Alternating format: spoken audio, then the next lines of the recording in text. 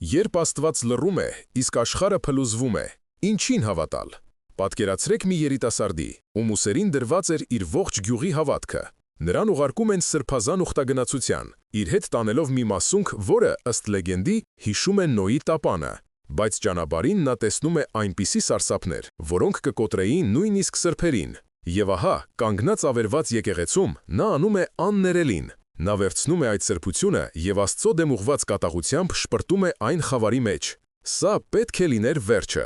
բայց դա միայն սկիզբն էր։ Այս պատմությունը պարզապես Երուսաղեմ կամ Արարատ կատարած ուխտագնացության մասին չէ։ Սա մի ամբողջ պատերազմ է, որը մղվում է մեկ մարդու հոգում։ Բայց ամենաանհավանականը ճանապարհի սարսափները չեն։ Ամենաանհավանականն այն է, թե ինչ էր նրանց սպասում Երուսաղեմի սրտում։ Մի հայտնություն, որը պիտի կամ վերջնականապես կործաներ նրա բանականությունը, կամ ընդմիշտ փոխեր հրաշքի մասին բոլոր պատկերացումները։ Ինչ տեսավ նա այնտեղ։ Պատասխանը կցնցի այն ամենը, ինչ դուք գիտեիք հավատքի և տառապանքի մասին։ Բաժանորդագրվեք հիմա և մեկնաբանություններում գրեք ձեր քաղաքը։ Տեսնենք, թե քանի սոկ ենք մենք։ Էրեբունիի հնամենի բերդի ստվերում, հինավուրց մի եկեղեցու կիսախավարում, օդը թանձրացել էր խնկի բույրից ու մոմերի տաք շնչից, որոնք հալվում էին իրենց հետ տանելով հավատացյալների լուռ աղոթքները։ Քարե պատերից ներս, որոնք հիշում էին դարերի հոգոցներն ու արցունքները, կանգնած էր մի երիտասարդ Վարդանը, որի հոգին ավելի մութ էր, քան եկեղեցու ամենախոր անկյունը։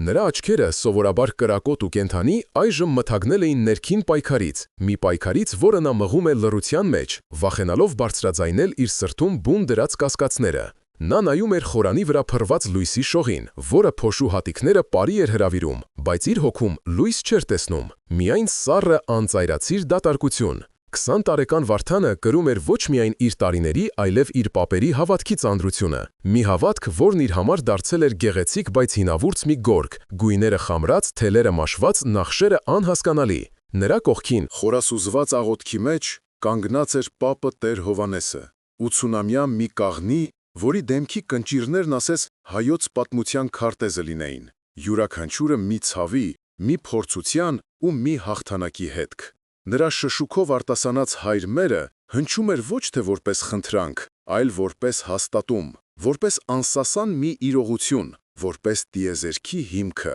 Տեր Հովհաննեսը պարզ գյուղական քահանա չէր, նա իր տոհմի կենդանի հիշուղությունն էր, մի տոհմի, որի յուրաքանչյուր սերունդ իր ոտքն էր դրել Երուսաղեմի սուրբ հողի վրա, կատարելով իր ուխտը։ Նրանք ուխտավորներ էին, ոչ թե զբոսաշրջիկներ, որոնք լուսանկարվում են սրբավայրերի ֆոնին, այլ ուխտավորներ, որոնց համար ճանապարհը դեպի Սուրբ Գերեզման ինքնին աղոթք էր, զոհաբերություն և մաքրագործում։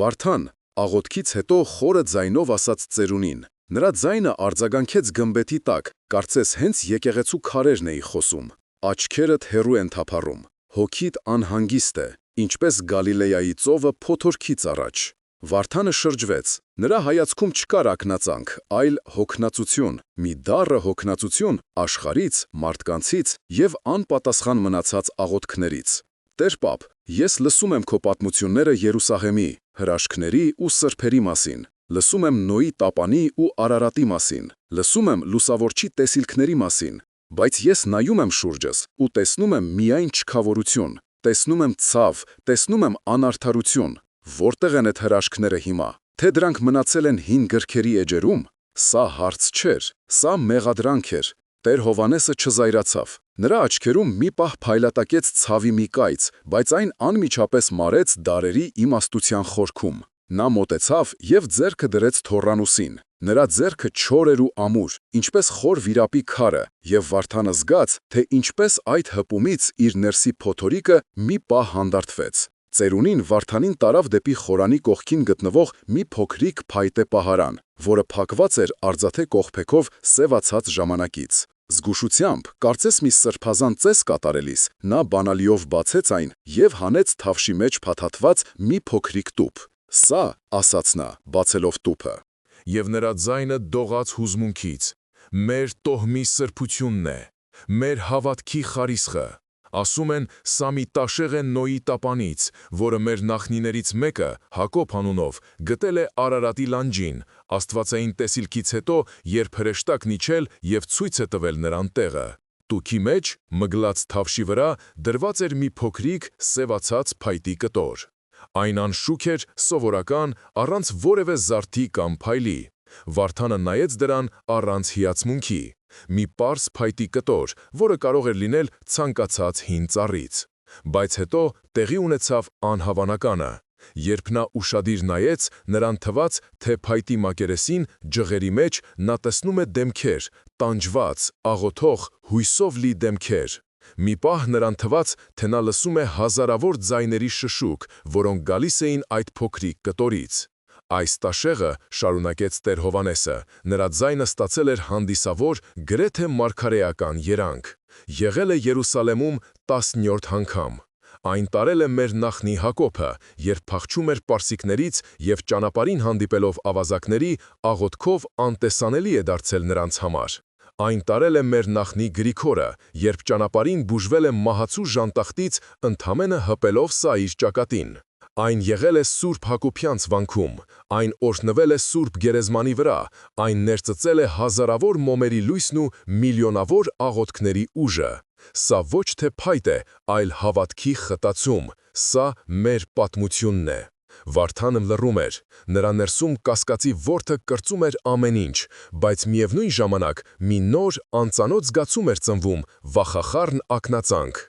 Ինչ կարող է անել մի փայտի կտորը, ինչպես կարող են հին պատմությունները բուժել ներկայի վերքերը։ Նա ուզում էր բղավել, ասել, որ այս ամենը հեքիաթ է, բայց չկարողացավ։ Տեր Հովհաննեսի հայացքը այնքան խորն էր, այնքան համոզված, որ Վարդանը մի պահ վախեցավ իր իսկ հավատուրացությունից։ «Ժամանակն է, որ դու էլ կատարես քո ուխտագնացությունը», հայտարարեց Տեր Հովհաննեսը, և այդ խոսքերը որպես դատավճիռ հնչեցին եկեղեցու լռության մեջ։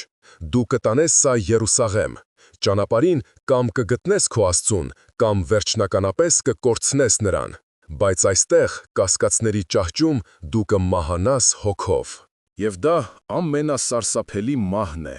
Այդ պահին Վարդանի համար սկսվում էր մի ճանապարհորդություն, որը շատ ավելին էր, քան աշխարհագրական տեղափոխությունը։ Դա ճանապարհ էր դեպի սեփական հոգու խորքը, դեպի հավատքի կորուսցյալ ակունքները, դեպի այն սահմանը, որտեղ մարդը հանդիպում է Աստծուն կամ դևին։ Նա դեռ չգիտեր, որ այդ ճանապարհը լինելու էր ոչ միայն փորձությունների, այլև անըմբռնելի հրաշքների մի շղթա, որը կփոխեր ոչ միայն իր, այլև իր շուրջը գտնվող բոլորի կյանքը։ Ոչ ոք չէր կարող պատկերացնել, թե ինչ էր սպասվում նրան։ Եվ դա միայն սկիզբն էր։ Տեր Հովհաննեսի խոսքերը Վարդանի մտքում հյուսում էին պատմության ոսկեթելը, մի պատմության, որը սկսվում էր ոչ թե իր ծնունդից, այլ դարերի խորքից։ Նա պատմում էր ոչ թե դասագրքային չոր փաստեր, այլ կենդանի, շնչող պատմություններ, որոնք փոխանցվել էին հորից որդի, պապից թոռ, որպես սրբազան մասունք։ Այդ պատմությունները սկսվում էին այն օրից, երբ Տիրոջ եղբայր Սուրբ Հակոբոսը դարձավ Երուսալեմի առաջին եպիսկոպոսը,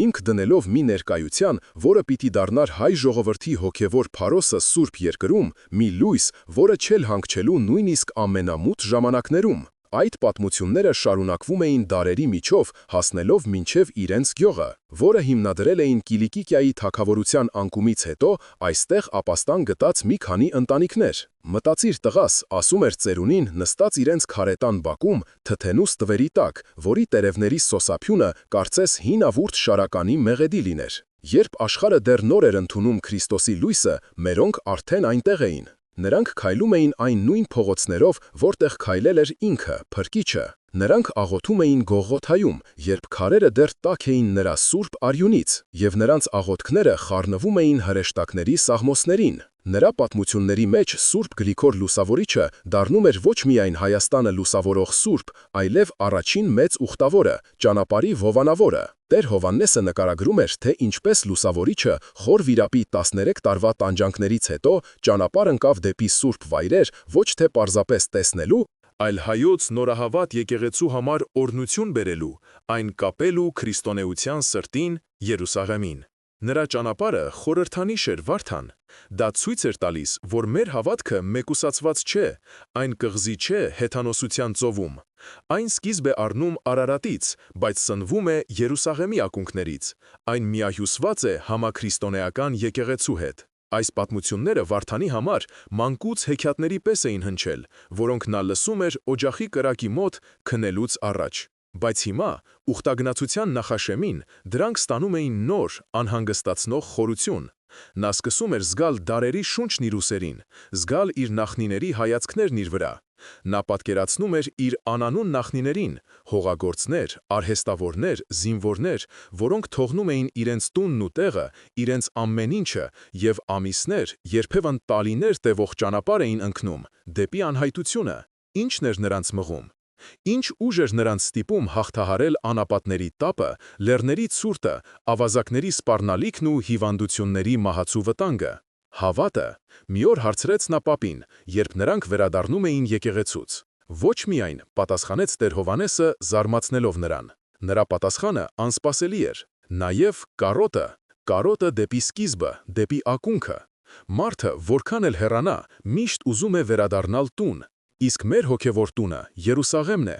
Այնտեղ է մեր մկրտության ավազանը, այնտեղ է մեր հարության խոստումը։ Նա պատմեց, թե ինչպես դարերի ընթացքում Երուսաղեմի հայոց պատրիարքները, ինչպես Աբրահամ պատրիարքը, եղել են ոչ միայն հոգևոր առաջնորդներ, այլև իրենց ժողովրդի պահապան հրեշտակները։ Նրանք բանակցել են սուլթանների հետ, պաշտպանել են սրբավայրերի իրավունքները, կառուցել են վանքեր, դպրոցներ ու գրադարաններ։ Հայկական թաղամասը դարձել էր մի փոքրիկ Հայաստան, իր եկեղեցիներով, իր լեզվով, իր ավանդույթներով։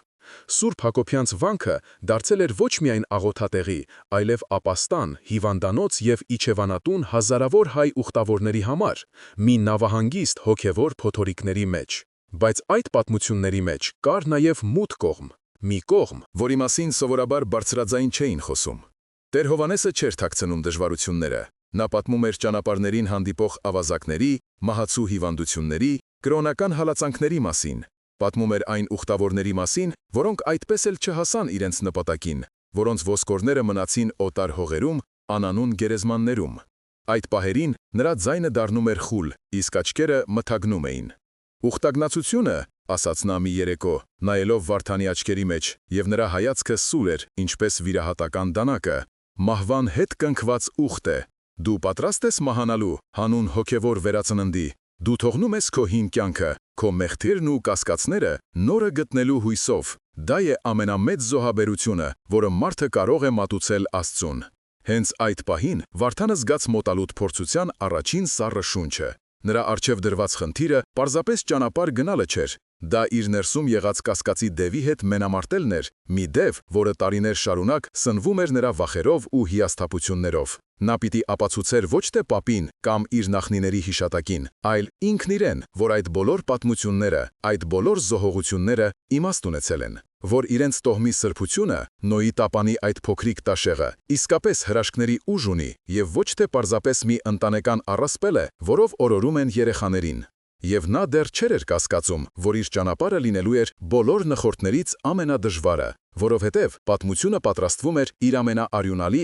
էջը բացելու, և նրա ուխտագնացությունը պիտի համընկներ իր ազգի Գողգոթայի հետ։ Ոչ ոք չէր կարող կանխատեսել դա, բացարձակապես ոչ ոք։ Հակամարտությունը սկսվեց ոչ թե ճանապարհին, այլ հենց սեփական սրտում, սեփական տանը, որտեղ օդը միշտ թանձր էր աղոթքից ու խնքի բույրից։ Վարդանի կասկածները, որոնք նախկինում թաքնված էին նրա հոգու խորքում, այժմ դուրս էին ժայթքում որպես հրաբուխ, և նրա լավանը այրում էր ամեն ինչ իր ճանապարհին։ Նա այլևս չէր կարող լուռ լսել պապի պատմությունները, որոնք նրան թվում էին գեղեցիկ, բայց անցյալին պատկանող հեքիաթներ։ Եվ նա դեռ չէր էլ կասկածում, որ իր ճանապարհը լինելու էր բոլոր նախորդներից ամենադժվարը, որովհետև պատմությունը պատրաստվում էր իր ամենաարյունալի էջը բացելու, և նրա ուխտագնացությունը պիտի համընկներ իր ազգի Գողգոթայի հետ։ Ոչ ոք չէր կարող կանխատեսել դա, բացարձակապես ոչ ոք։ Հակամարտությունը սկսվեց ոչ թե ճանապարհին, այլ հենց սեփական սրտում, սեփական տանը, որտեղ օդը միշտ թանձր էր աղոթքից ու խնքի բույրից։ Վարդանի կասկածները, որոնք նախկինում թաքնված էին նրա հոգու խորքում, այժմ դուրս էին ժայթքում որպես հրաբուխ, և նրա լավան այրում էր ամեն ինչ իր ճանապարհին։ Նա այլևս չէր կարող լուռ լսել պապի պատմությունները, որոնք նրան թվում էին գեղեցիկ, բայց անցյալին պատկանող հեքիաթներ։ Նրա սերնդի երիտասարդները խոսում էին հեղափոխության, գիտության, նոր աշխարհի մասին, մի աշխարհի, որտեղ Աստված, Երուսաղեմ, ուխտագնացություն բառերը հնչում էին որպես անցյալի մնացուկներ, որպես թանգարանային նմուշներ։ Տեր Պապ, մի երեկո վիճեց նա, երբ Տեր Հովհաննեսը կրկին խոսում էր ուխտի նախապատրաստությունների մասին, նրա ձայնը լի էր ոգևորությամբ, իսկ Վարդանի ձայնը դառնությամբ։ Աշխարհը փոխվում է, մարդիկ թռչում են երկնքում, ստեղծում են մեքենաներ, որոնք խոսում են իրար հետ հազարավոր մղոնների վրայով։ Իսկ դու ինձ ուզում ես ուղարկել հազարավոր մղոններ ոտքով մի փայտի կտորի հետևից, որը գուցե պարզապես քո պապի պապն է գտել գետի ափին եւ որոշել է դրան հրաշագործ ուժ վերագրել։ Սա ուղղակի հարված էր, ոչ թե պարզապես կասկած, այլ մեղադրանք, սրբապղծությանը սահմանակից։ Տեր Հովհաննեսի դեմքը քարացավ, կնճիռները խորացան, իսկ աչքերում, որոնք միշտ լի էին սիրով, մի պահ սառը կրակ բռնկնեց։ Դա հավատուրացություն է, Վարդան, դու անարգում ես ոչ թե ինձ, այլ մեր ողջ տոհմի հիշատակը, այն մարդկանց հիշատակը, ովքեր իրենց կյանքն են տվել այդ հավատքի համար։ Ես անարգում եմ կեղծիքը, ես ուզում եմ տեսնել Աստծուն ոչ թե հին պատմությունների մեջ, այլ իմ կյանքում, այստեղ եւ հիմա։ Եթե նա ամենակարող է, ինչու է թույլ տալիս, որ մեր հարևան Սարգսի երեխան մահանա տենդից, երբ նրա մայրը օրերով ծնկաչոք աղոթում էր եկեղեցում։ Ինչու են թուրք պաշտոնյաները օրեցօր ավելի են սեղմում մեր օղակը, խլում մեր հողերը։ Որտեղ է քո Աստվածը։ Ինչու է նա լռում։ Սա այն հարցն էր, որին Տեր Հովհաննեսը չէր կարող պարզ բառերով պատասխանել։ Դա այն հարցն էր, որը դարեր շարունակ տանջում էր հայ ժողովրդին։ Նա արեց այն, ինչ անում էին հայ հոգևորականները դարեր շարունակ, երբ բախվում էին անլուծելի խնդրի։ Նա դիմեց աղոթքի և համայնքի իմաստությանը։ Նա Վարդանին տարավ Գյուրի ավագների խորհրդի մոտ։ Սուրբ Մեսրոպ եկեղեցու բակի ստվերոտ անկյունում, հին ընկուզենու տակ հավաքվել էին սպիտակամորուս, կյանքի փորձով կոփված ծերունիները։ Նրանք լսեցին Վարդանի բորբոքված խոսքերը։ Նրանք չդատապարտեցին նրան, չընդհատեցին։ Փոխարենը, երբ Վարդանը լռեց, շունչը կտրված, նրանցից ամենատարեցը Հակոբ ապերը, որը երիտասարդ ժամանակ ինքն էր եղել Երուսաղեմում և ում մաշկը նման էր չորացած կավի, պատմեց մի պատմություն։ Երբ ես ճանապարհին էի, սկսեց նա, նրա ձայնը խռպոտ էր, բայց ամուր։ Մեր քարավանը հիվանդությունից կոտորվեց։ Ես մնացի միայնակ, անապատի մեջ, առանց ջրի ու հացի։ Ես էլ էի հայհոյում Աստծուն, ես էլ էի հարցնում, որտեղ ես։ Եվ երբ արդեն պատրաստ էի մահանալու, հորիզոնում մի լույս տեսա։ Գնացի այդ լույսի հետևից և հասա մի վանքի, որտեղ ինձ փրկեցին։ Ավելի ուշ իմացա, որ այդ վանքը լքված էր արդեն 50 տարի, այնտեղ ոչ ոք չէր ապրում։ Ծերունիները լուռ էին։ Վարդանը շփոթված էր։ Դա հրաշք էր։ Գուցե, կամ գուցե իմ ուղեղն էր խաղեր խաղում մահվանից առաջ, պատասխանեց Հակոբ հապերը խորամանկ ժպիտով։ Բայց գիտես ինչն է կարևորը, տղաս։ Ես հավատացի, որ դա հրաշք էր, և այդ հավատքն ինձ ուժ տվեց շարունակելու։ Հրաշքը ոչ թե դրսում է տեղի ունենում, այլ մեր ներսում։ Ուխտագնացությունը ոչ թե ոտքերի, այլ սրտի ճանապարհորդություն է։ Գնա, որ գտնես քո հրաշքը։ Այս խոսքերը որոշ չափով հանդարտեցրին Վարդանին, բայց չլուծեցին նրա ներքին հակամարտությունը։ Նա համաձայնեց գնալ, բայց ոչ թե հավատքից դրդված, այլ որպես մարտահրավեր։ Նա գնում էր Աստծուն բռնացնելու։ Նա ուզում էր տեսնել անհերքելի ապացույց, մի հրաշք, որը կցրեր նրա բոլոր կասկածները, և եթե չտեսներ, ապա վերադառնալով կունենար բոլոր իրավունքները հայտարարելու, որ այս ամենը սուտ է։ Եկեղեցական համայնքը, տեսնելով նրա համառությունը, որոշեց միջամտել։ Գյուղի բոլոր ընտանիքները մի փոքր նվիրատվություն արեցին նրա ճանապարհի համար։ Մայրը նրա համար հաց տխեց, քույրը նոր գուլպաներ գործեց։ Տեր Հովհաննեսը հանդիսավոր պատարագի ժամանակ եկեղեցու բոլոր հավատացյալների ներկայությամբ նրա վզից կախեց մի փոքրիկ կաշվե քսակ, որի մեջ դրված էր տապանի տաշեղը։ Դու հիմա կրում ես ոչ միայն մեր տոհմի, այլև մեր ողջ գյուղի հույսը, շշնջաց նա։ Աստված քեզ հետ, որդիս, և թող նա ներողամիտ լինի քո հանդգնության հանդեպ։ Վարդանը զգաց ճնշման ահռելի բեռը։ Նա այլևս պարզապես մի երիտասարդ չէր, որը ճանապարհ էր ընկնում։ Նա դարձել էր իր համայնքի հավատքի փորձաքարը։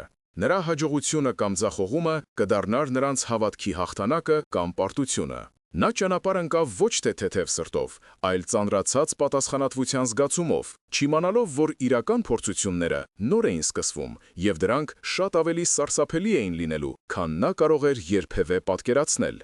Ոչ ոք չէր կարող պատկերացնել։ Ճանապարհորդության առաջին շաբաթները խաբուսիկ հանգիստ էին, կարծես բնությունն ինքը փորձում էր օրորել Վարդանի անհանգիստ հոգին, նախքան նրան նետելը դժոխքի բովը։ Նա միացել էր մի փոքրիկ քարավանի, որը շարժվում էր դեպի հարավ, դեպի Տիգրանակերտի հնամենի հողերը։ Բնությունը գեղեցիկ էր, լեռները վեհ, գիշերները աստղազարդ ու խորհրդավոր։ Նա սկսում էր մտածել, որ գուցե պապը ճիշտ էր, գուցե այս ճանապարհորդությունը, այս հեռացումը առօրյա հոգսերից խաղաղություն կբերի իր հոգուն, կմաքրի այն կասկածի ժանգից։ Նա նույնիսկ սկսել էր աղոթել, ոչ թե մեխանիկորեն, ինչպես նախկինում, այլ զգալով յուրաքանչյուր բարի կշիռը։ Բայց հետո ամեն ինչ փոխվեց։ Մի ակնթարթում։ Մի գիշեր, երբ նրանք ճամբար էին դրել մի լեռնային գյուղի մոտ, որի բնակիչները նրանց հյուրասիրել էին հացով ու թանով, նրանց վրա հարձակվեցին։ Դրանք սովորական ավազակներ չէին, որոնք փող կամ ապրանք էին ուզում։ Նրանք թուրքական անկանոն զորաջոկատներ էին, չեթեներ, որոնց աչքերում փայլում էր ոչ թե ագահությունը, այլ մի դարավոր, անասելի ատելություն։ Նրանք փնտրում էին ոչ թե ոսկի, այլ հայերի, նրանց հոգիներն էին ուզում խլել։ Քարավանը ցրվեց խուճապի մեջ, իսկ գիշերվա լռությունը պատռվեց կրակոցների, սերերի խաչաձևման և սարսափելի ճիչերի ձայներից։ Վարդանը, օգտվելով խառնաշփոթից, փախավ դեպի մոտակա անտառը, վայրի գազանի բնազդով։ Նա լսում էր իր հետևից հնչող կրակոցներն ու մահվան ճիչերը, և այդ ձայները դաջվեցին նրա հիշողության մեջ հավիտյան։ Ամբողջ գիշեր նա թաքնվեց մի քարանձավում, դողալով ոչ այնքան ցրտից, որքան սարսափից, իսկ նրա աղոթքները խեղդվում էին կոկորդում։ Երբ առավոտյան նա զգուշությամբ վերադարձավ ճամբարի վայրը, տեսավ միայն մահ ու ավերածություն։ Բոլորը սպանված էին՝ տղամարդիկ, կանայք, երեխաներ, դա ջարդ էր։ Այդ պահին Վարդանի ներսում մի բան կոտրվեց անդառնալիորեն։ Նրա երիտասարդական կասկածները, նրա փիլիսոփայական որոնումները փոխարինվեցին սառը, դառը զայրույթով։ Մի զայրույթով, որն ուղղված էր ոչ միայն մարդկանց, այլև այն Աստծուն, ով թույլ էր տվել այս ամենը։ Որտեղ էր Աստված, երբ անմեղ մարդկանց մորթում էին գազանների պես։ Ինչ իմաստ ուներ իր վզից կախված այս փայտի կտորը, եթե այն չկարողացավ պաշտպանել նույնիսկ իր կողքին քնած երեխային, ում մայրը երեք երեկոյան նրան հեքիաթ էր պատմում։ Նրա ուխտագնացությունը վերածվեց փախուստի։ Նա այլևս չէր գնում դեպի Երուսաղեմ, նա փախչում էր մահից։ Նա սկսեց լսել սարսափելի լուրեր, որոնք տարածվում էին քամուց արագ։ Թուրքական կառավարությունը սկսել էր հայերի համակարգված բնաջնջումը։ Գյուղերը այրվում էին, տղամարդկանց սպանում էին, կանանց ու երեխաներին քշում էին Միջագետքի անապատները, մահվան։ Սկսվել էր մեծ եղեռնը։ Համայնքի պատիվը, ինչ կասեն հավատացյալները, գործոնը, այս ամենը փոշիացավ գոյատևման դաժան պայքարի մեջ։ Այժմ հարցը ոչ թե հավատքը գտնելն էր, այլ պարզապես ողջ մնալը։ Եկեղեցական ավանդույթների և կանոնների ճնշումը փոխարինվեց գազանային բնազդով, փրկվել ամեն գնով։ Վարդանը թափառում էր ամիսներ շարունակ։ Նա սոված էր, հիվանդ, մոռացել էր իր անունը, իր անցյալը, իր պապի դեմքը։ Նա տեսել էր այնպիսի սարսափներ, որոնք մարդկային լեզուն ի վիճակի չէ նկարագրելու։ Նա տեսել էր մայրերի, որոնք իրենց նորածիններին գցում էին եփրատ գետը, որպեսզի նրանք չտանջվեն քաղցից ու ծարավից։ Նա տեսել էր քահանաների, որոնց խաչել էին իրենց իսկ եկեղեցիների դռներին, ի ծաղր քրիստոնեական հավատքի։ Մի օր, հասնելով մի լքված հայկական գյուղ, նա մտավ ավերված եկեղեցին։ Խորանը պղծված էր, սրբապատկերները ջարդված, իսկ հատակին, փոշու և ապակու կտորների մեջ նա գտավ մի պատառոտված ավետարան։ Նա բացեց այն։ Նրա աչքին զարնվեց Ղուկասի ավետարանից մի տող. «Հայր, ների՛ր դրանց, որովհետև չգիտեն, թե ինչ են անում»։ Վարդանը սկսեց ծիծաղել։ Սկզբում դա հազիվ լսելի խրխռոց էր, հետո այն վերածվեց հիստերիկ, խելագար ծիծաղի, որը արձագանքեց ավերված գմբեթի տակ։ Ներե, ներե, այս ամենից հետո, այդ պահին նրա հավատքը վերջնականապես մահացավ։ Նա պոկեց իր վզից կաշվեքսակը, որի մեջ տապանի տաշեղն էր, և իր ողջ ուժով շպրտեց այն դեպի պղծված խորանը։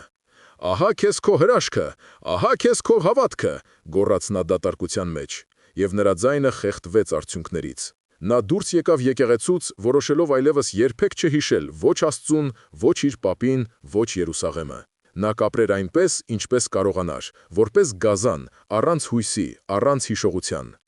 Բայց երբ նա հեռանում էր, նրա մեջքի հետևից ավերված եկեղեցու խորքից, ուր ընկել էր քսակը, մի թույլ անբացատրելի լույս սկսեց ճառագել։ Մի լույս, որը նա չտեսավ, դեռ չտեսավ, որովհետև աստվածային նախախնամության ճանապարհները անքննելի են, եւ երբեմն ամենախորը խավարն է նախորդում ամենապայծառ լուսաբացին։ Եվ հետո տեղի ունեցավ անհավանականը։ Վարդանը շարունակեց իր ճանապարհը, որպես ստվեր, որպես հոգի, որը կորցրել է իր մարմինը եւ այժմ աննպատակ թափառում է աշխարհների միջև։ Նա միացավ փախստականների մի խմբի, որոնք շարժվում էին դեպի հարավ, լսելով խոսակցություններ, որ Հալեպում եւ Դամասկոսում արաբները ապաստան են տալիս հայ գաղթականներին, նրանց հաց ու ջուր տալիս։ Նա այլևս չէր մտածում ուխտագնացության մասին։ Նրա միակ նպատակը գոյատևելն էր, մի օր էլ ապրելը, մի կտոր հաց գտնելը, մի կում ջուր խմելը։ Նրա հոգևոր աշխարհը փլուզվել էր, եւ դրա փլատակների տակ թաղվել էին պապի պատմությունները, եկեղեցու ծեսերը եւ Աստծո մասին բոլոր պատկերացումները։ Անցան ամիսներ, որոնք ձուլվեցին մեկ երկար, տանջալից օրվա մեջ, լի արևի տապով, փոշով, սովով եւ անսահման հուսահատությամբ։ Եվ ահա, մի օր, հյուծված, հիվանդ ու գրեթե անգիտակից վիճակում, նա հասավ մի քաղաքի դարպասներին, որոնց քարերը կարծես հիշում էին աշխարհի ողջ պատմությունը։ Դա Երուսաղեմն էր։ Նա չգիտեր, թե ինչպես հասավ այնտեղ։ Նրա հիշողությունը հատվածական էր՝ անապատի տեսարաններ, օտար դեմքեր, բարի մարդիկ, որոնք նրան հաց ու ջուր էին տվել, եւ չար մարդիկ, որոնցից նա փախել էր։ Թվում էր, թե մի անտեսանելի ուժ նրան առաջ էր մղել, նրա կամքին հակառակ, կարծես նա խաղատիկնիկ լիներ մի անհայտ խաղի մեջ։ Նա թափառում էր քաղաքի փողոցներով, երբ լսեց հայերեն խոսք։ Այդ ձայնը, այդ մայրենի լեզուն, կարծես բանալի լիներ, որը բացեց նրա հիշողության փակ դռները։ Ինչ-որ բան նրա ներսում արթնացավ։ Նա գնաց ձայնի ուղղությամբ եւ հայտնվեց հայկական թաղամասի մուտքի մոտ։ Նրան գտան Սուրբ Հակոբյանց վանքի միաբանները, կիսամեռ, փոշու մեջ կորած, մի կմախք, որի վրա մաշկ էր ձգված։ Նրան տարան վանքի հիվանդանոց, որտեղ նրան խնամեցին, լողացրին, կերակրեցին։ Բայց նրա հոգին մնում էր հիվանդ։ Նա լուռ էր, աչքերը դատարկ։ Նա չէր պատմում իր անցյալի մասին, չէր խոսում ոչ ոքի հետ։ Նրա սիրտը փակված էր սառույցի հաստ շերտով։ Նա կորցրել էր ամեն ինչ, նույնիսկ այն տաշեղը, որը շպրտել էր ավերված եկեղեցում։ Մի օր, երբ նա մի փոքր ուժի էր եկել, նա դուրս եկավ հիվանդասենյակից եւ սկսեց թափառել վանքի բակում։ Նրա ոտքերը անգիտակցաբար տարան նրան դեպի Սուրբ Հակոբյանց մայր տաճար։ Նա մտավ ներս։ Տաճարը լի էր հավատացյալներով, ընթանում էր երեկոյան ժամերգություն։ Օդում կախված էր խնկի եւ մյուրոնի բույրը, հնչում էր հոգեթով շարականը։ Այս ամենը Վարդանի համար օտար էր։ Նա կանգնեց մի անկյունում, պատրաստվելով դուրս գալ։ Բայց հենց այդ պահին, երբ քահանան բարձրացրեց Սուրբ Հաղորդության սկիհը, տաճարի գլխավոր ջահի, ճրագալույցի բյուրեղներից արտացոլված լույսի մի շող ընկավ ուղիղ նրա աչքերին։ Եվ այդ պահին աշխարհը անհետացավ։ Վարդանն այլևս տաճարում չէր։ Նա կանգնած էր մի լեռան գագաթին։ Դա Արարատն էր, բայց այնպիսին, ինչպիսին նա երբեք չէր տեսել։ Ոչ թե ձյունապատ ու սառը, այլ կանաչ ու ծաղկուն։ Նրա ոտքերի տակ ջրեղեղի ջրերն էին նահանջում։ Նրա կողքին կանգնած էր մի վեհաշուկ սպիտակամորուս ծերունի, Նոյը։ Նա ոչինչ չասաց, պարզապես մատնացույց արեց դեպի հովիտը, որտեղ կյանքը նորից էր սկսվում։ Հանկարծ տեսիլքը փոխվեց։ Նա հայտնվեց խոր վիրապի խավարում։ Նրա կողքին, լուր տանջանքի մեջ, կանգնած էր Սուրբ Գրիգոր Լուսավորիչը։ Նրա դեմքին ցավ կար, բայց աչքերում անսասան հավատք։ Նա նայեց Վարդանին եւ շշնջաց. «Լույսը ծնվում է ամենախորը խավարից»։ Տեսիլքը կրկին փոխվեց։ Այժմ նա Երուսաղեմում էր, Գողգոթայի վրա։ Նրա առջև խաչված Քրիստոսն էր, բայց սա այն Քրիստոսը չէր, որին նա տեսել էր սրբապատկերների վրա։ Սա տանջվող, առնահոսող, բայց անսահման սիրով լի Աստվածն էր։ Եվ հետո նա տեսավ անհավանականը։ Քրիստոսի դեմքի վրա նա տեսավ իր պապի Տեր Հովհաննեսի դիմագծերը, տեսավ այն բոլոր անմեղ զոհերի դեմքերը, որոնց մահվան ականատեսն էր եղել։ Նրանց տանջանքը միախառնվել էր Քրիստոսի տանջանքին։ Եվ վերջապես նրա առջև հայտնվեց Սուրբ Հակոբոս Տերառնեղբայրը, Երուսաղեմի առաջին պատրիարքը։ Նա ձեռքը մեկնեց Վարդանին։ Նրա ափի մեջ դրված էր մի բան, որը փայլում էր երկնային լույսով։ Դա Նոյի տապանի այն նույն տաշեղն էր, որը Վարդանը շպրտել էր ավերված եկեղեցում։ «Դու կորցրեցիր փայտը», ասաց Սուրբ Հակոբոսը։ Նրա ձայնը հնչում էր որպես հազարավոր զանգերի ղողանջ, բայց դու գտար դրա իմաստը։ Հավատքը ոչ թե տանջանքից պաշտպանող վահանը, այլ տանջանքի միջով անցնելու ուժ։ Դուք, հայերդ, ընտրված եք ոչ թե հեշտ կյանքի, այլ մեծ վկայության համար։ Ձեր ամբողջ պատմությունը մի ուխտագնացություն է ցավի միջով դեպի հարություն։ Այդ խոսքերից հետո տեսիլքն ավարտվեց։ Վարդանը գետնին էր, Սուրբ Հակոբյանց տաճարի սառը քարերի վրա, եւ նրա դեմքը թաց էր արցունքներից։ Բայց դրանք այլևս հուսահատության արցունքներ չէին։ Դրանք մաքրագործման, ըմբռնման արցունքներ էին։ Նա հասկացավ, նա վերջապես հասկացավ։ Հրաշքը ոչ թե ցավի բացակայությունն է, այլ ցավի մեջ իմաստ գտնելու կարողությունը։ Նրա ուխտագնացությունը նոր էր սկսվում։ Երբ Վարդանն ուշքի եկավ, նրա շուրջը հավաքվել էին վանքի միաբանները։ Նրանց դեմքերին անհանգստություն ու զարմանք էր։ Նրանք տեսել էին, թե ինչպես է նա ընկել գետնին, լսել էին նրա անհասկանալի մրմունջները, բայց չէին կարող իմանալ այն տիեզերական ճանապարհորդության մասին, որը նրա հոգին կատարել էր այդ մի քանի րոպեների ընթացքում։ Նրանք տեսնում էին միայն մի հյուծված, տանջված երիտասարդի, ում աչքերում սակայն այժմ վառվում էր մի նոր, անսովոր լույս։ Դա այն մարդու լույսն էր, ով տեսել էր անտեսանելին եւ լսել անլսելին։ Նրա պատմությունը սկզբում ընդունվեց անվստահությամբ։ Վանքի աբեղա հայր Ներսեսը, մի իմաստուն, բայց զգուշավոր մարդ, կարծում էր, որ դա տենդի կամ հոգեկան խանգարման հետևանք է, որը պայմանավորված էր Վարդանի տեսած սարսափերով։ Հոգին, երբ տանջվում է, կարող է ստեղծել իր իրականությունը, որդիս, մեղմորեն ասում էր նա։ Քեզ հանգիստ է պետք, ոչ թե տեսիլքներ։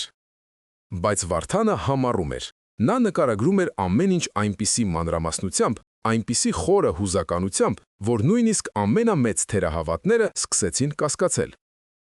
Ամեն ինչ փոխվեց, երբ Վարդանը նկարագրեց իր տեսիլքի վերջին մասը՝ Սուրբ Հակոբոսի ձեռքում փայլող տապանի տաշեղը։ Երբ նա խոսեց այդ մասին, վանքի ամենատարեց միաբաններից մեկը, հայր Ղևոնդը, որը գրեթե 100 տարեկան էր եւ վանքի կենդանի հիշողությունն էր, հանկարծ դողացող ձեռքով խաչակնքեց։ Նրա խամրած աչքերը լցվեցին արցունքներով։ Անհնար է, շշնջաց նա։ Այդ մասունքը այն կորել էր ավելի քան 50 տարի առաջ, Խարբերդի կոտորածների ժամանակ։ Այդ պահին ամբողջ սենյակը սառեց։ Վարդանը չէր կարող իմանալ այդ մասին։ Նա ծնվել էր այդ իրադարձություններից շատ ավելի ուշ։ Սա այն ապացույցն էր, որը փոխեց ամեն ինչ։ Հայր Ներսեսը երկար նայեց Վարդանին, եւ նրա հայացքում զգուշավորությունը փոխարինվեց ակնածանքով։ Նա հասկացավ, որ գործ ունի ոչ թե հիվանդի, այլ Աստծո ընտրյալի հետ։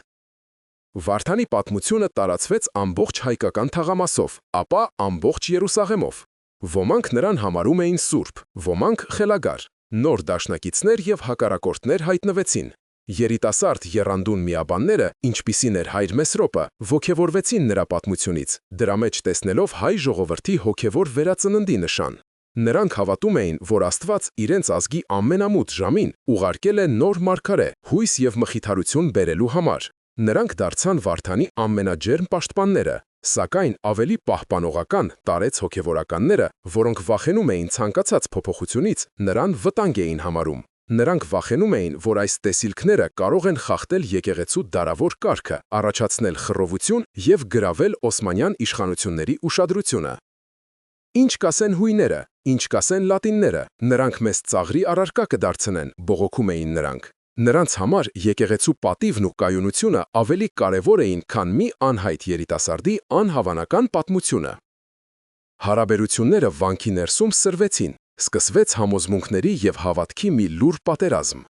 Այն, ինչ տեղի էր ընթեցել Վարդանի հետ, դարձավ ոչ միայն նրա անձնական խնդիրը, այլև ամբողջ համայնքի փորձությունը։ Նրա տեսիլքը բաժանարար գիծ դարձավ, ստիպելով յուրաքանչյուրին ընտրություն կատարել հավատքի եւ կասկածի, հրաշքի եւ բանականության, ավանդույթի եւ հայտնության միջև։ Վարդանն ինքը հայտնվել էր այս փոթորքի կենտրոնում։ Նա չէր ուզում լինել ոչ սուրբ, ոչ մարգարե։ Նա պարզապես ուզում էր հասկանալ, թե ինչ էր պահանջում Աստված իրենից։ Նա հասկանում էր, որ իր տեսիլքը պարզապես մի պատմություն չէր, որը պետք է պատմել։ Դա կոչ էր գործողության, բայց ինչ գործողության։ Ինչ պետք է աներ նա այս նոր գիտելիքով, որը նրան տրվել էր։ Նա զգում էր, որ իր ուխտագնացության իրական, ամենադժվար մասը դեռ առջևում է։ Նա պետք է ոչ միայն հավատար, այլև գործեր համաձայն իր հավատքի, եւ նա գիտեր, որ այդ ճանապարհին նա լինելու էր մենակ։ Վարդանը, ոգեշնչված իր հայտնությունից եւ զինված նորահայտ հավատքով, այլևս չէր կարող մնալ пассив դիտորդի դերում։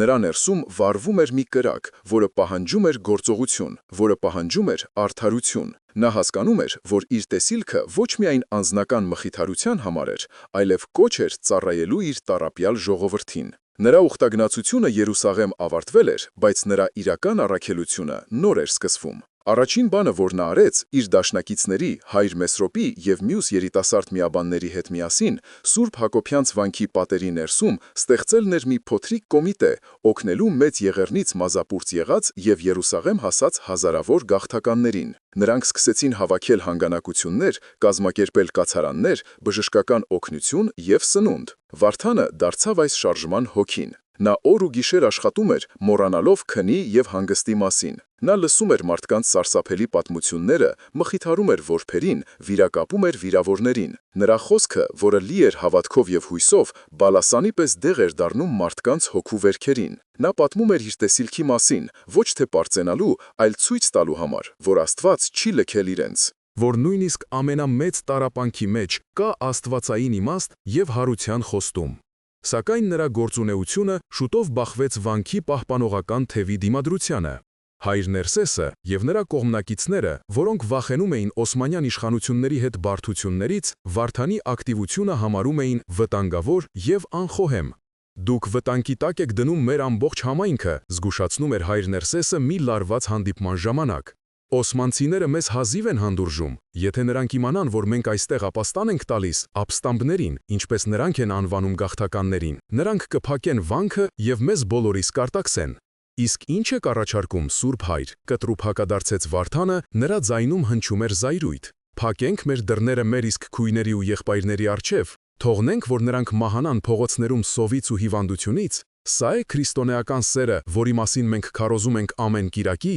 Այդ պահին ամբողջ սենյակը սարեց։ Երիտասարդ, երեկվա անհայտ ուխտավորը համարձակվել էր մարտահարև նետել վանքի աբեղային։ Հակամարտությունը գնալով սրվում էր։ Դա այլևս պարզապես կարծիքների տարբերություն չէր, այլ երկու աշխարհայացքների, երկու ճշմարտությունների բախում։ Մի կողմից զգուշավոր, պրագմատիկ մոտեցումը, որը ձգտում էր պահպանել ինստիտուտը, մյուս կողմից բոցավար հավատքը, որը պատրաստ էր ամեն ինչի հանուն մարդկային կյանքի եւ քրիստոնեական սկզբունքների։ Վարդանը հասկանում էր, որ խոսքերով ոչինչի չի հասնի, պետք էին վճռական գործողություններ։ Նա որոշեց դիմել ծայրահեղ քայլի։ Նա իմացավ, որ Երուսաղեմի հայոց պատրիարքը, գերաշնորհ Տեր Սահակ arczepiskoposը, որը հայտնի էր իր խստությամբ եւ ավանդապաշտությամբ, պետք է այցելեր վանք մասնակցելու Սուրբ Հակոբոսի տոնի առթիվ կազմակերպվող պատարագին։ Վարդանը որոշեց օգտագործել այս հնարավորությունը իր ձայնը լսելի դարձնելու համար։ Նա գիտեր, որ դա կարող էր իրեն շատ թանկ նստել։ Նրանք կարող էին վտարել վանքից, նույնիսկ բանադրել,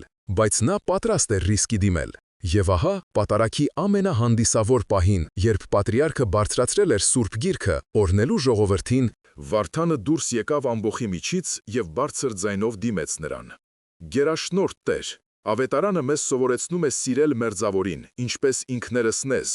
Այսօր մեր մերձավորները, մեր եղբայրներն ու քույրերը մահանում են մեր վանքի պատերից այն կողմ։ Մենք չենք կարող փակել մեր աչքերը նրանց տառապանքի առաջ։ Ես խնդրում եմ ձեր օրհնությունը եւ աջակցությունը, օգնելու նրանց։ Տաճարում մահու լռություն տիրեց։ Բոլորի հայացքներն ուղղված էին պատրիարքին։ Տեր Սահակ arczepiskoposի դեմքը քարացել էր։ Նրա աչքերում փայլատակեց զայրույթի կայծ։ Ոչ ոք երբեք չէր համարձակվել ընդհատել նրան պատարագի ժամանակ։ Սա աննախադեպ խախտում էր եկեղեցական կանոնների։ Թվում էր, թե մի պահ եւ նա կկանչեր պահակներին ձերբակալելու այս հանդուգն երիտասարդին, բայց հետո տեղի ունեցավ անսպասելին։ Պատրիարքը փակեց Սուրբ Գիրքը, իջավ խորանից եւ մոտեցավ Վարդանին։ Նա երկար, քննող հայացքով նայեց նրա աչքերի մեջ, կարծես փորձելով կարդալ նրա հոգին։ Այն, ինչ նա տեսավ այնտեղ, ստիպեց նրան կանգ առնել։ Նա տեսավ ոչ թե ապստամբի, այլ տառապյալի հայացք,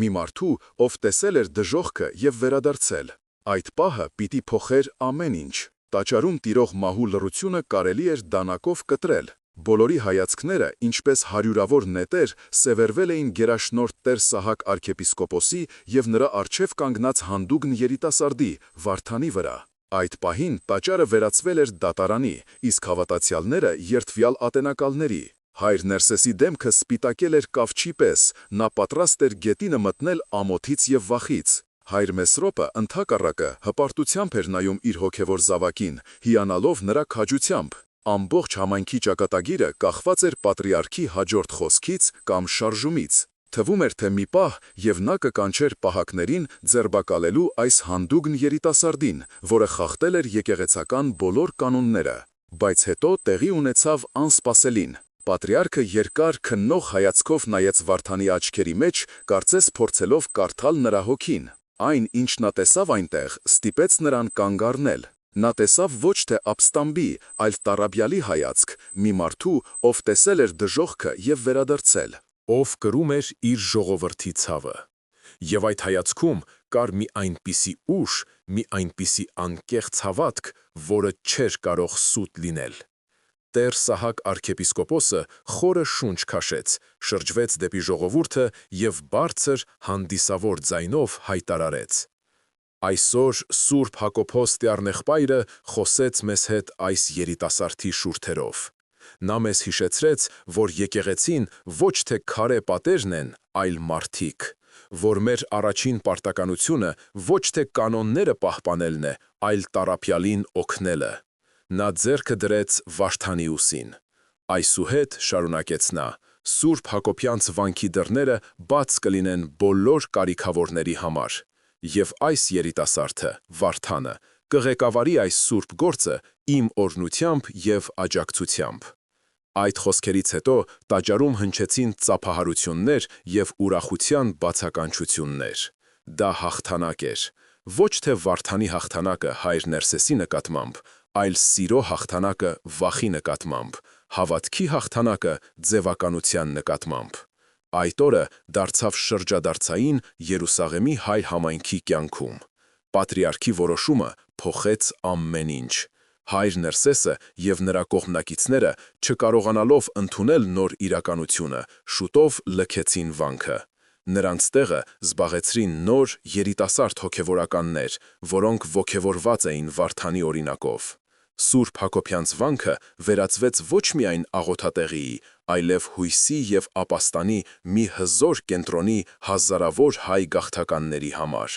Վարդանը հայր Մեսրոպի եւ իր մյուս համախոհների հետ միասին ստեղծեց դպրոցներ որբերի համար, արհեստանոցներ մեծահասակների համար եւ հիվանդանոց բոլորի համար։ Նրանք աշխատում էին անխոնջ եւ նրանց գործունեությունը դարձավ լեգենդ։ Տարիներ անցան։ Վարդանը դարձավ իմաստուն, հարգված առաջնորդ, ում խոսքը լսում էին ոչ միայն հայերը, այլև մյուս համայնքները։ Նա երբեք չձեռնադրվեց քահանա, նախընտրելով մնալ աշխարհիկ, որպեսզի ավելի մոտ լինի իր ժողովրդին։ Նրա կյանքը դարձավ կենդանի քարոզ, վկայություն այն բանի, որ հավատքը դրսևորվում է ոչ թե խոսքերով, այլ գործերով։ Նա գտավ իր Երուսաղեմը ոչ թե քարտեզի վրա, այլ մարդկանց սրտերում։ Մի օր, երբ նա արդեն ծերացել էր, նրա մոտ եկավ մի երիտասարդ ուխտավոր, իր հայրենի գյուղից։